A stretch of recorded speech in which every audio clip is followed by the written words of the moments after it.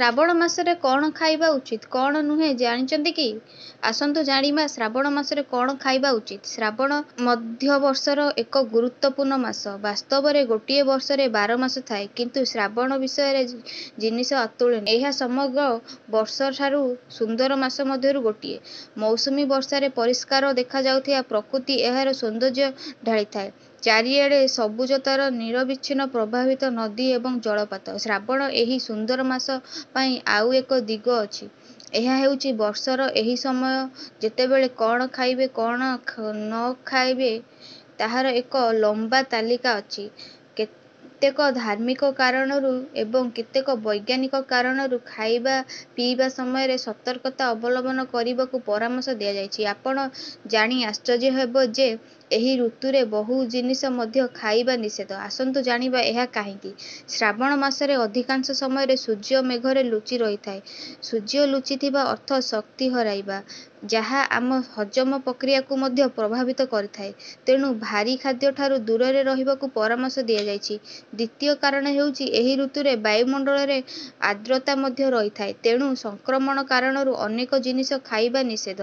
ଶ୍ରାବଣରେ କଢ଼ି ଏବଂ ଦହି ଖାଇବା ପ୍ରାୟତଃ ନିଷେଧ। କେବଳ କଢ଼ି ନୁହେଁ, କଞ୍ଚା କ୍ଷୀର ପିଇବା ମଧ୍ୟ ନିଷେଧ। ଏହା ଧାର୍ମିକ ଦିଗ ହେଉଛି ଯେ ବିଶ୍ୱାସ କରାଯାଏ ଯେ କଞ୍ଚା କ୍ଷୀର ଶ୍ରାବଣରେ ଭଗବାନ ଶିବଙ୍କୁ ଅର୍ପଣ କରାଯାଏ, ତେଣୁ କଞ୍ଚା କ୍ଷୀର ପିଇବା ଉଚିତ ନୁହେଁ। ଆୟୁର୍ବେଦିକ ଅନୁଯାୟୀ ଶ୍ରାବଣରେ ହଜମ ପ୍ରକ୍ରିୟା ଧୀରେ ରହିଥାଏ, ତେଣୁ ଦହି ଏବଂ କଢ଼ି ହଜମ ସମସ୍ୟାକୁ ବଢ଼ାଇଥାଏ, ତେଣୁ କଢ଼ି ଖାଇବା ସ୍ୱାସ୍ଥ୍ୟ ପାଇଁ କ୍ଷତିକାରକ ହୋଇପାରେ। ଶ୍ରାବଣରେ ବାଇଗଣ ନ ଖାଇବାକୁ ମଧ୍ୟ ପରାମର୍ଶ ଦିଆଯାଇଛି। ଏହାର କାରଣ ମଧ୍ୟ ମୌସୁମୀ ଋତୁରେ ବଢୁଥିବା କୀଟପତଙ୍ଗ। ପ୍ରାୟତଃ ଆପଣ ନିଶ୍ଚୟ ଦେଖିଥିବେ ଯେ ପନିପରିବା ହେବା ଆରମ୍ଭ ହୋଇଥାଏ, ତେଣୁ ଏହା ମଧ୍ୟ କ୍ଷତିକାରକ ହୋଇପାରେ, ତେଣୁ ନ ଖାଇବାକୁ ପରାମର୍ଶ ଦିଆଯାଇଛି। ସମସ୍ତେ ବର୍ଷସାରା ସବୁଜ ପନିପରିବା ଖାଇବାକୁ ପରାମର୍ଶ ଦିଅନ୍ତି, କିନ୍ତୁ ଶ୍ରାବଣରେ ସବୁଜ ପନିପରିବା ନ ଖାଇବାକୁ ମଧ୍ୟ କୁହାଯାଏ। ଏହାର କାରଣ ହେଉଛି ସାମାନ୍ୟ କୀଟ ଯାହାକି ସେମାନଙ୍କ ପତ୍ରରେ ଲାଗିଥାଏ। ଏପରି ପରିସ୍ଥିତିରେ ସେମାନେ ଆମ ଖାଦ୍ୟରେ ପ୍ରବେଶ କରିବାର ଅଧିକ ସମ୍ଭାବନା ଅଛି, ଯାହା ପାଇଁ ଆମକୁ କ୍ଷତି ସହିବାକୁ ପଡ଼େ।